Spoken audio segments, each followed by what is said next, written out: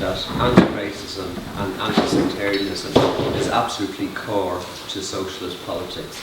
You can't be a racist or a sectarian person and be a socialist. So absolutely core. But I think we need to move the argument on a wee bit. When we talk about racism and fighting racism, it's not just a moral argument. It's not just logical argument. You know, there are myths that divide us, myths that are obviously created by the media, by the establishment or whatever, but there are myths that divide us, and we need to find a way that we actually break through those myths. And I was very impressed. I can't remember her name. She's actually sitting here. The young woman, the young traveller woman who spoke yesterday, was talking about intersectionality. I'm not quite convinced by the word, but leave that aside. But essentially what she was making the point, and I think it is really, really important, is that we need to find ways of making our struggles common struggles. So for instance, the water movement. Very clear from what Lorraine was saying that there is a major issue for water supplies within the traveller community. We have been involved in a major movement against water charges. We need to link those things together. Now that's not just an abstract slogan. It means that if you're putting on a meeting in your area, think about it. Is there a local traveller camp that could be, or a traveller settlement that you could actually bring them in? Because the truth is that what will convince people is that when you have a common struggle, and this is the issue. Like, you could have somebody who actually has racist ideas, who does believe the myths about travellers, but if suddenly they're working together on a common issue, those myths will break down. You won't break down the myths by just appealing to their good nature. You will break down their myths when people in practice see that there are common struggles. And I really think we need to move the argument on and find a way of doing that. Thank you. Yeah, my name is Bernard Sweeney and I'm a member of the Irish Traveller community and also elected a candidate for the upcoming elections in the Sligo-Leitrim area. First of all, I want to apologise, we're late getting here from Sligo, and not a criticism so much, but I'm always disappointed when I don't see a traveller talking about traveller-related issues as opposed to a non-traveller talking about traveller-related issues. Just a couple of remarks was made, or comments was made, that we have been part of the water protest. I've come from Sligo a couple of times and marched and protested, so we're fully aware of the plight that your community is going through. Fortunately, our community has gone through plights like this for decades. So when you had it good, we take things for privilege and granted. We're still involved in a very heavy-laid struggle against the state. I will also agree in terms about racism, moving away from the racism on the ground and focused on where it stems from in the very first place. And that comes from the state, the government and politics. And the sooner we realise that, I think it needs political correction, critique the system, and then I think we'll see a lot less racism on the ground, because you cannot sometimes change the minds of grown people, but you can educate children. Thank you, Bernard.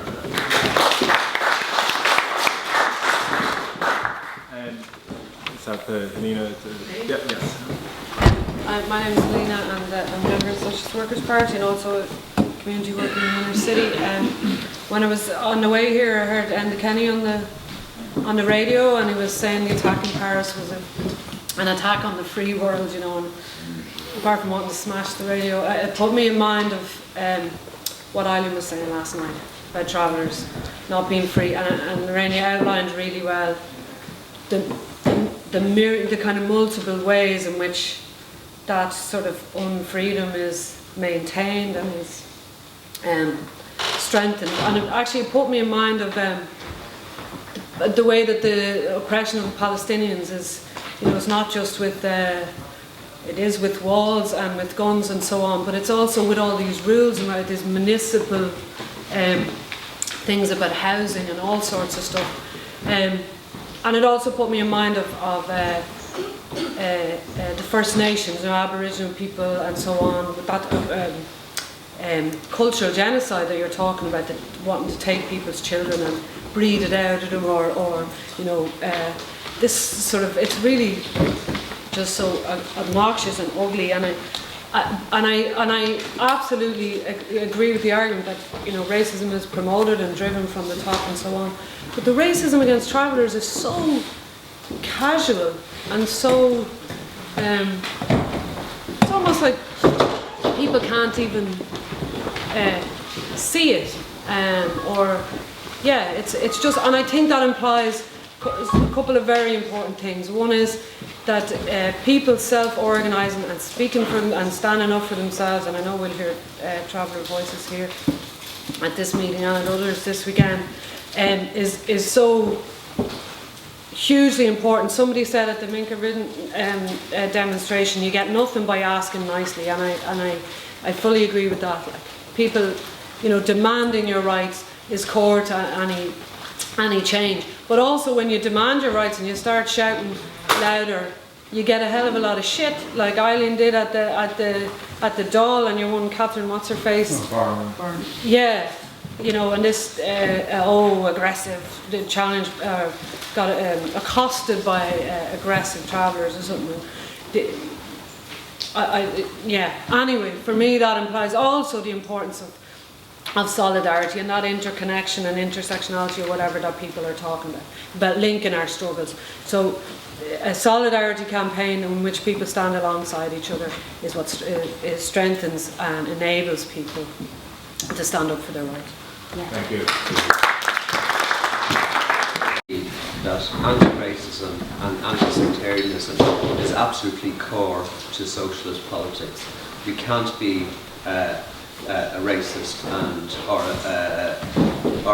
a sectarian person and be a socialist. So absolutely core.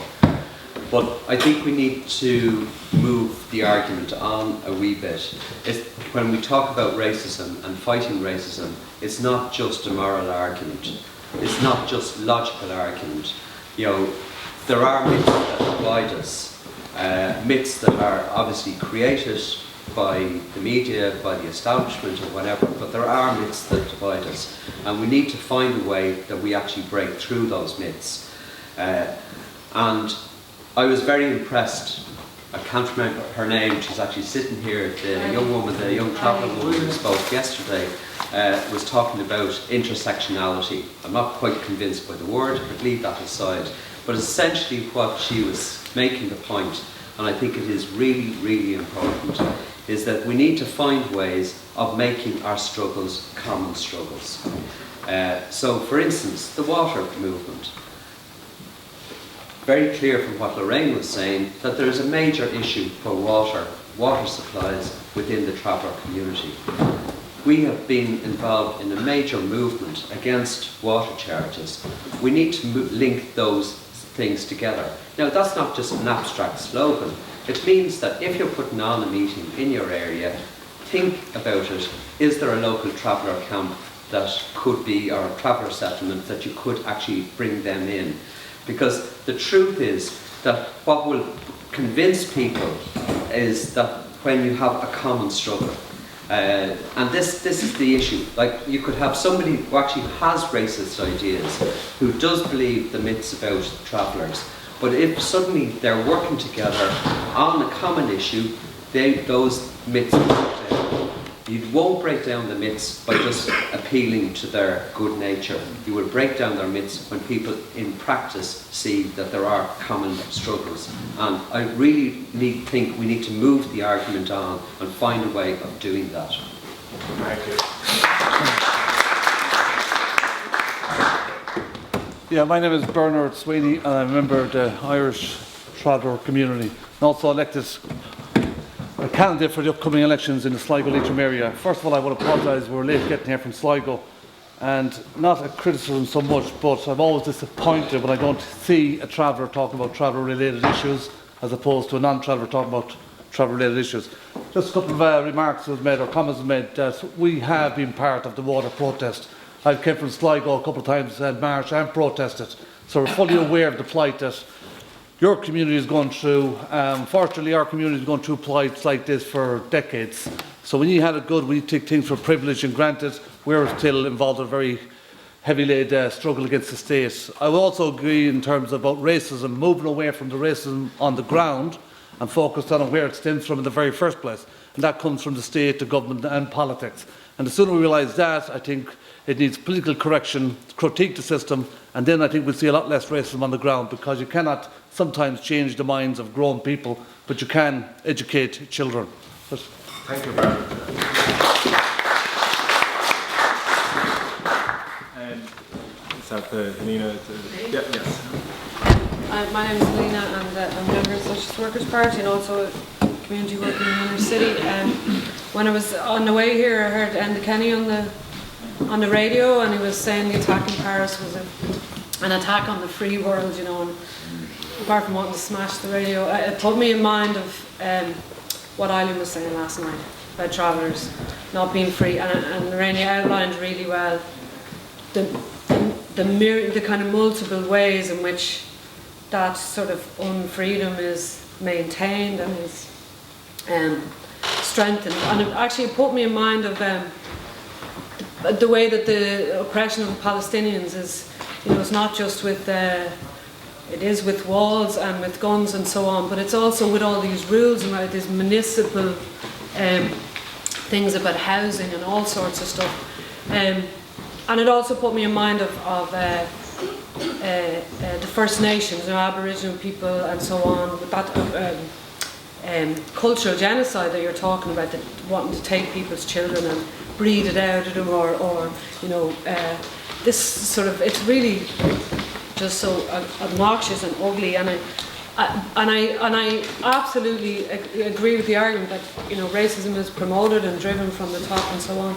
But the racism against travellers is so casual and so it's almost like people can't even see it, or yeah, it's just, and I think that implies a couple of very important things. One is that people self-organising and speaking for them and standing up for themselves, and I know we'll hear traveller voices here at this meeting and at others this weekend, is so hugely important. Somebody said at the Minka Ridden demonstration, you get nothing by asking nicely, and I fully agree with that. Like, people, you know, demanding your rights is core to any change. But also, when you demand your rights and you start shouting louder, you get a hell of a lot of shit, like Eileen did at the Dáil, and your one Catherine, what's her face? Barn.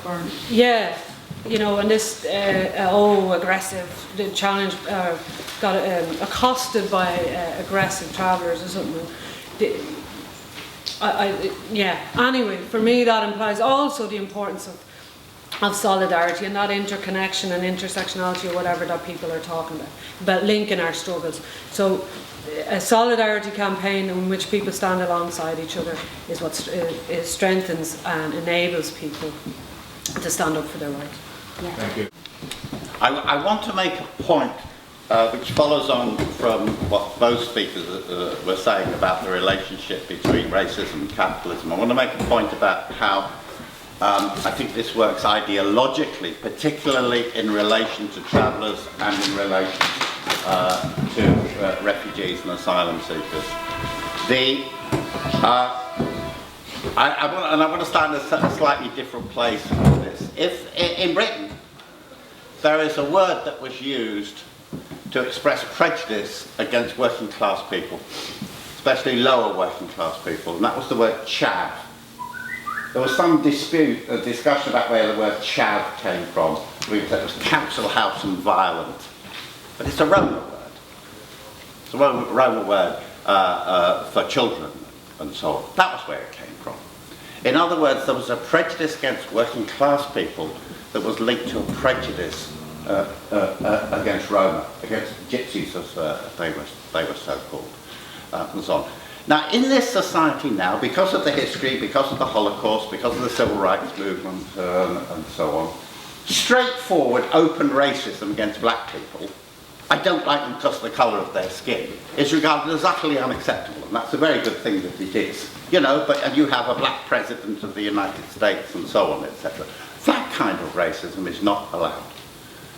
What is allowed in this society and is systematically encouraged is class exploitation, class oppression and so on. That's never considered anything to do with it. What you find with travellers in this is that class prejudice overlaps with a race so that the racism doesn't have to be spoken. The problem with travellers is they don't know how to behave properly. The problem with travellers, they're an issue. They will spoil our neighbourhood in the same way that the chavs would spoil the neighbourhood and so on. You don't have to say anything openly racist about it. Then when you come to refugees and asylums, you don't have to say anything racist. They're just not ours. They just don't belong here. They're from elsewhere. Our job is to look after our own, etc., etc. And what that then reflects the idea that the fundamental thing is nation, and the fundamental thing is looking after your own, well, you know, money, etc. And the answer to all of these things, where they come from, that's just us being human beings. And just that's what Mehmet and Lorraine were talking about. At the moment in Ireland and all over the world, the biggest problem at the minute is the refugee crisis, and people are seen as a problem, and the only thing that the government and other states have to do is open up the borders and let people be free. And I think this, like being part of this movement, I just want to stand up, and for the last 2 or 3 weeks that I got involved with People Before Profit since the Carrick Mines tragedy, I said to myself, there's something that needs to be done about this, and I think if you ever get into the Dáil, it's where you have some power. And for me as an individual, for being part of this movement, being part of People Before Profit has really, in the last few weeks, I have grown as an individual.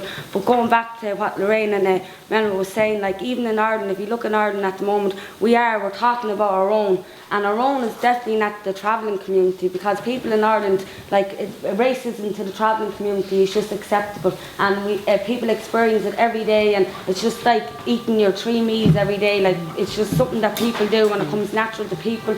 People think it's okay, and you're not hurting anybody. If you even look at the hate crime, everything in my opinion is down to hate. You have people in power who hate black people, who hate refugees, who hate migrants, who hate travellers, and they're the ones who have say and control over our lives. So as this party, as together, as a movement, I'd encourage people to sign up and to get moving together and what we're talking about over the last few days is a revolution, and that's exactly what we need. People all need to be part of society, and not just in Ireland, in Europe as well. But I'm just talking as individuals, like you can't put one group of people over another group of people. Like if you believe in equality, you believe in it for all. You can't say, I believe in equality for the travellers, but the LGBT, like what are they, who are they, or are the women, or the refugees, or the homeless. I'm looking at it as when they came to mind about the refugees and the homeless, and people were battling and saying, a few weeks before that, people in Ireland, they did care about the homeless, but it wasn't as big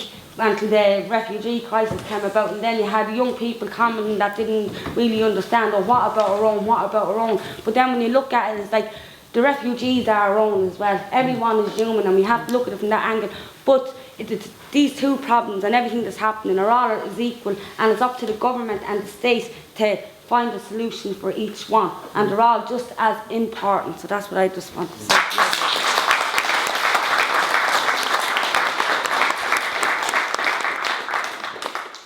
Thanks, Eileen. Just yourself, I just would like to try and wrap up the discussion ASAP, if only because we're under a bit of pressure for time. Just yourself, Pat, and then Sean. Yeah, Pat from the SWP in Cork. There's going to be a lot of talk over the next while, in the light of what's happened last night, about radicalisation, about the radicalisation of migrants living in Europe and all the rest of it. And I think we have to recognise that people who are being forced to migrate are been through incredible trauma over the last couple of years. It's often overlooked. I mean, think of it. If you're living in a country where you've lost your home, you've very likely lost members of your own family, lots of friends, you've separated, you're going through severe trauma. Nobody's coming to these people and saying, how are you? How are you getting on? Or offering any kind of counselling or anything like that.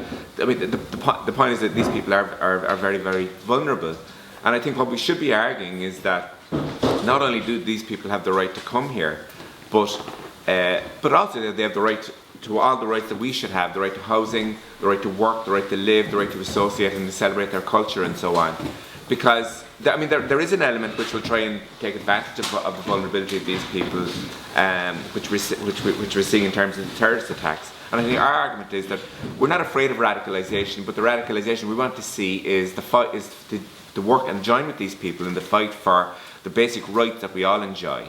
And that, in that sense, the radicalisation can become, the fight for a free society. And this is absolutely necessary, because if it doesn't happen, groups will try and take advantage of this vulnerability. And but our answer, the socialist answer, is the alternative to that: to fight together. Thank you. Unless anyone has anything pretty urgent to say. I think we have actually had a very good round of discussion. So, just very quickly, Bernard. Just very quickly on the traveller history. It has been eroded out of settled education, the curriculum. Travellers go back to pre-Celtic times. DNA and history has proven that. The oldest book in Ireland, the Book of Kells, has reference to travellers. So there has been travellers on Irish soil for a very, very long time. We have existed. But you're right, and that's why one of the education system we find very oppressive, because traveller children come from our culture, our way of learning, our history, goes into a settled environment and hears nothing about themselves. And if the children are asked to paint a picture of their home, everybody's expected to paint a house and not a caravan, because that's devalued and disrespected. So this will cause a lot of issues between travellers in the settled education system. Very good. So, Larry, would you like to, and then Natasha? So, I'll sum up by responding to two particular comments that was made, or questions raised around racism, the casualness of racism, and also the response to the Carrickmines tragedy. I think when we talk about the casualness of racism, or how racism has become normalised, I think as Helena said, that shows you that divide and rule strategy of a state that's racist to its core is working. And it's working because it is fed from the top down. We have TDs, councillors, judges and ministers all feeding it. When you have, a minister who was the Minister for Environment for Traveller Accommodation writing to his constituents saying, don't worry, travellers won't be accommodated here. When you have councillors pulling out the anti-traveller card to get votes in their constituency by saying travellers won't be accommodated here. When you have Judge Sean Hughes in 2012 in the court saying to a traveller man, and calling a traveller man a Neanderthal that needed to go back to the laws of his jungle. That feeds societal thinking and makes the racism become normalised. And as Eileen said, travellers then experience it like we, have our breakfast, dinner and tea. That is the state system working, and that's why we need to break down the state. In relation to the Carrickmines response, that was very evident. The blockade of the small number of people in relation to the traveller families being accommodated in a temporary site was horrific.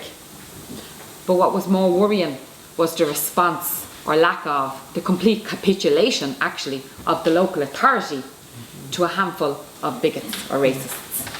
The complete capitulation where the local authority once again denied the rights of a traveller family for a place to live in the most horrendous circumstances that anybody could ever experience, capitulated to the calling of the majority population once again, treating travellers as second-class citizens. So that's why racism against travellers has become normalised in this state, because it is consistently fed and dripped from the top down, and we need to break it down. Thanks.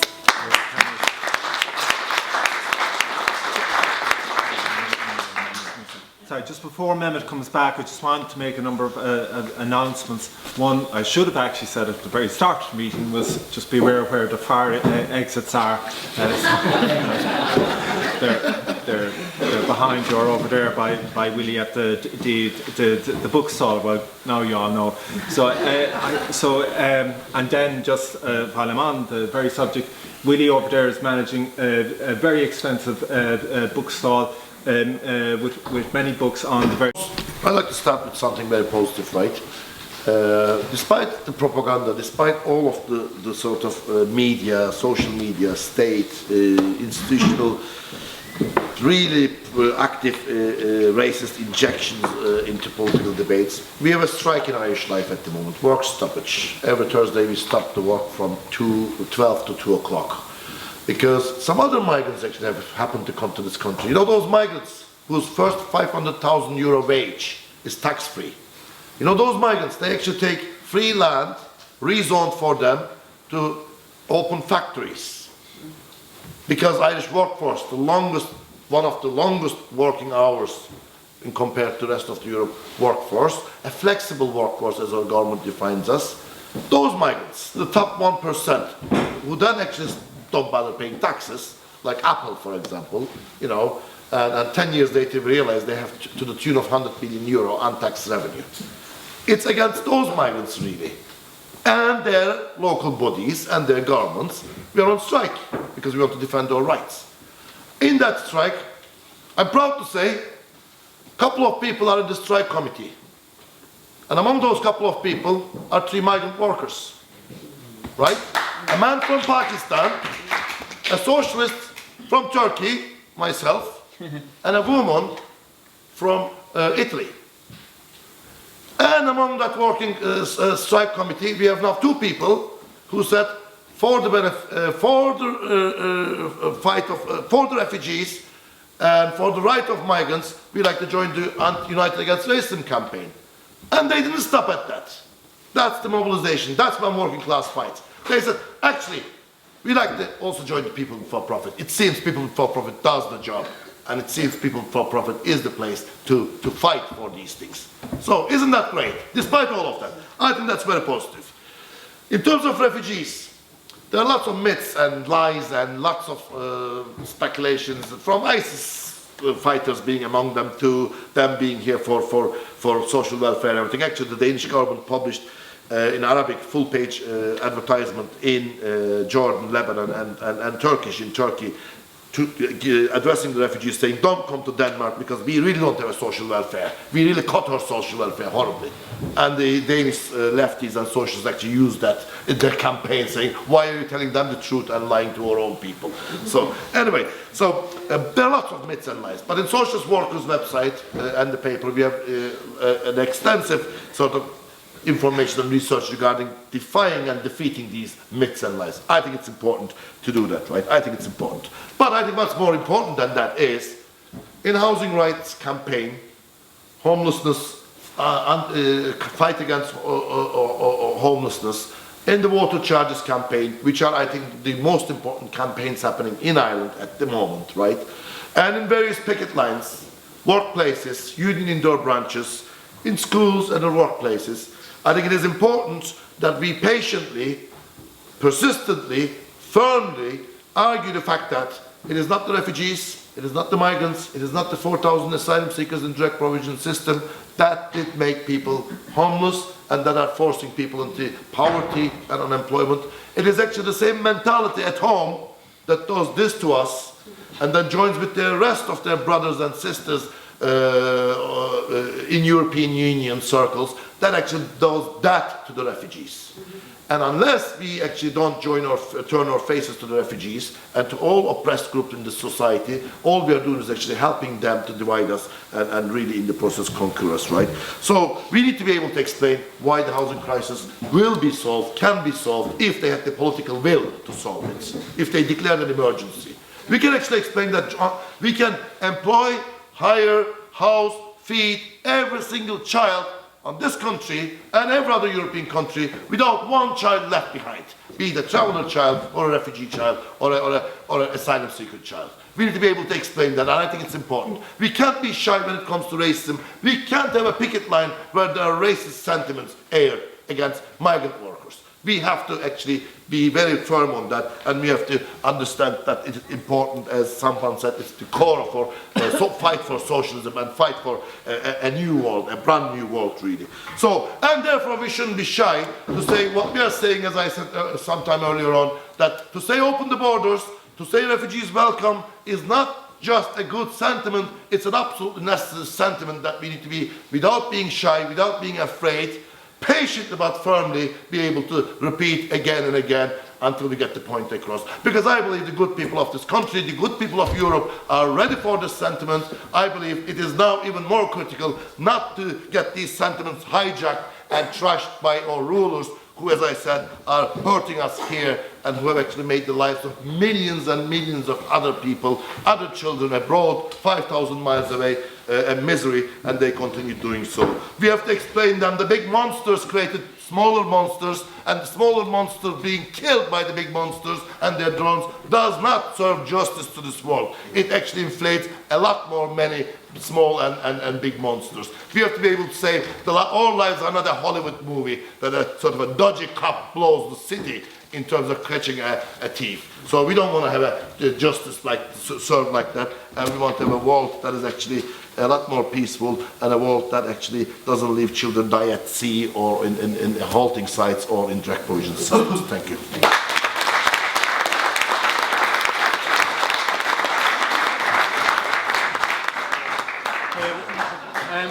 Thanks everyone, and just one last announcement as well, is just that Mehmet actually has an article in the Irish Marxist Review. You can get copies of it over there on the roots of the refugee crisis.